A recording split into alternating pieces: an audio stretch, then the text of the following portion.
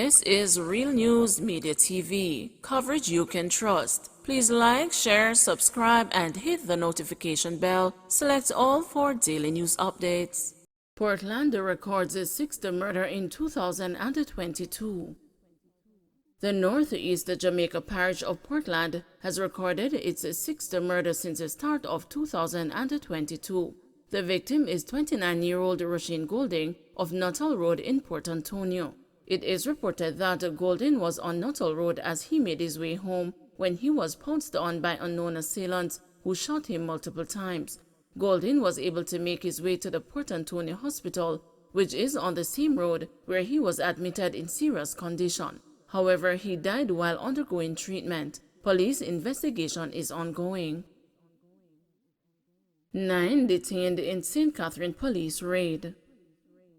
A Sydenham St. Catherine family is accusing the police of unfair treatment following a raid and the detention of 9 persons in an operation this morning. The police have denied the claim. Deputy Superintendent in charge of Special Operations at the St. Catherine North Police Division, Lynn Roy Edwards, said the early morning raid at the house was based on intelligence that gave the police reasonable suspicion that gang activities were being conducted at the premises. Edwards said a high-profile target was picked up in the operation and that all the men are being processed. However, a family member who said she witnessed the 4 siblings being detained in the raid denied that her brothers are involved in any gang activities. According to the sister, her brothers have been the subject of more than 20 such raids in the past, with nothing illegal being tied to them. She claimed that her brothers are musicians who are also involved in livestock farming. Gang, that's a funny word. Why when we ask them the reason for the raid, they can't give us that information, the woman claimed. She continued, they keep coming here over and over and they can't give us a reason. We live in this community, we can't have friends. I don't know want to ask. According to her, the men were at the house to assist with the construction of a wall. Second, the Mannings Hill Road bar operator killed in months. A tense calm hangs over residents and the business operators on Mannings Hill Road in St. Andrew amid puzzling questions behind the murder of well-known bar operator Iseline Rosie Tamasa. Reports are that about 9:45 p.m. on Wednesday, Tamasa was sitting in a chair at the entrance to her El Mundo sports bar. The pillion passenger hopped off the motorcycle and shot her in the head before the assailants fled. Tamasa died at the spot with a lollipop stick from the sweet she was consuming hanging out of her mouth. When the news visited the usual bustling establishment on Thursday, passers-by stared at the shuttered establishment solemnly. Flies were swarming around the still heavily blood-stained surface, bearing testament to the attack. A nearby business establishment was opened, but the owner was locked on the inside out of fear of further unsuspecting attacks. I am scared. You see how me locking? I don't know what is going on, the proprietor said. With eyes swollen from crying and a black cloth affixed to sections of his business, another vendor mourned openly. What make them so wicked? Why them do that to Rosie? He pondered. The news gathered that the attackers had passed the establishment on the motorcycle before returning to launch the attack. Residents of the area believe Tamasa was being monitored. Them have to watch her, but for what? What she coulda do them so? You just walk up and fire one shot in the woman's head, someone commented. Another resident who briefly took a seat in the very chair in which Tamasa was killed before the attack was shocked to learn of her demise.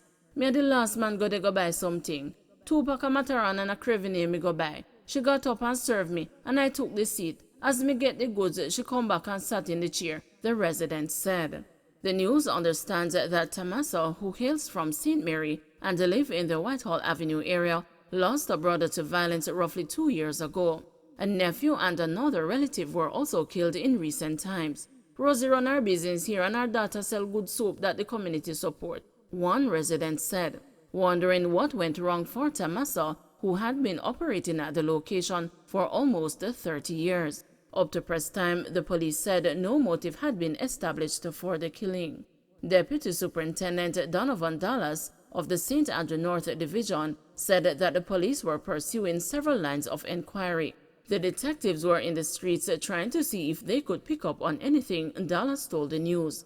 The Mannings Hill Road area had also been rocked by another killing of a female bar operator in March when 60-year-old Lorna Johnson was shot dead while walking to her Glen Drive home after closing her bar for the night. St. Andrew North is seeing a 25% year-on-year increase in murders. Between January 1 and July 6 this year, there were 35 homicides in the division compared to 28 for the corresponding period in 2021. Shootings have also climbed by 13% or 4 more incidents year-on-year. At least 760 people have been killed island-wide so far this year. Popcaan's lawyers filed defamation lawsuit against the JCF. Attorneys representing dancehall artist Popcaan have filed a defamation suit in the Supreme Court arising from a statement issued by the Jamaica Constabulary Force on Wednesday, alleging that the artist had a criminal history in Barbados. Popcaan, whose given name is Andre Sutherland, is represented by the firm Knight Jr. and Samuels. The writ filed Friday morning accuses the police of releasing malicious and false information into the public domain, resulting in the entertainer suffering loss, damage, and injury. The information was released to the public after Popcaan and one of his attorneys, Bert Samuels, accused the Jamaican government of causing the artist to be detained at an airport in the United Kingdom. The JCF and the government denied the allegation. However, speaking at a press conference Friday morning, another of Popcaan's attorneys, Bianca Samuels, insisted her client has no criminal history in Barbados. Making reference to a police report from Barbados, which was supposedly in their possession, the lawyer said it states definitively that Popcaan Andre Sutherland has no criminal record in that jurisdiction. Ms. Samuels said it was particularly offensive that the police made reference to a criminal conviction in 2009, adding that no reference whatsoever should have been made to it, and doing so was in itself a criminal offense. The attorneys had demanded an apology from the police, but none was forthcoming. Bert Samuels has said he is confident about the success of the claim, as he argued that Popcaan's constitutional rights to privacy was also breached by those who should protect and serve him and us. Popcaan is claiming general damages for defamation, interest, legal cost, and any further relief that the court may deem fit. That is why it is particularly offensive that reference was made to a criminal conviction in 2009. No reference whatsoever ought to have been made to it.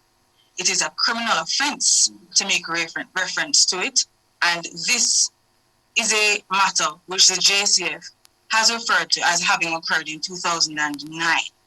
Again, we have in our possession the police report in Barbados, which states definitively that Popcaan Andre Sutherland has no criminal record in that jurisdiction.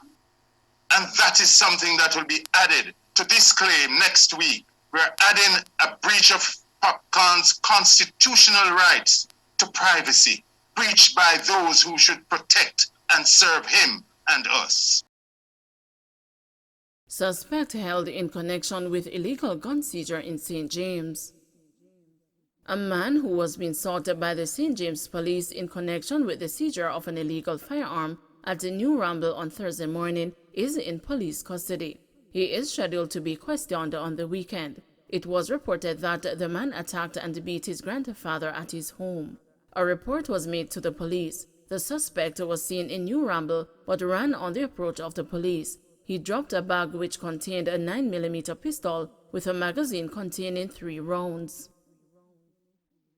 Jamaican sentenced to almost 14 years in U.S. prison for giving flight attendant cocaine to smuggle. A Jamaican man was sentenced on Thursday to nearly 14 years in a U.S. prison after he provided almost 60 pounds of cocaine to a flight attendant to smuggle aboard a flight from Los Angeles International Airport. Gaston Brown, 42, of a Clarendon address was given a 165-month sentence.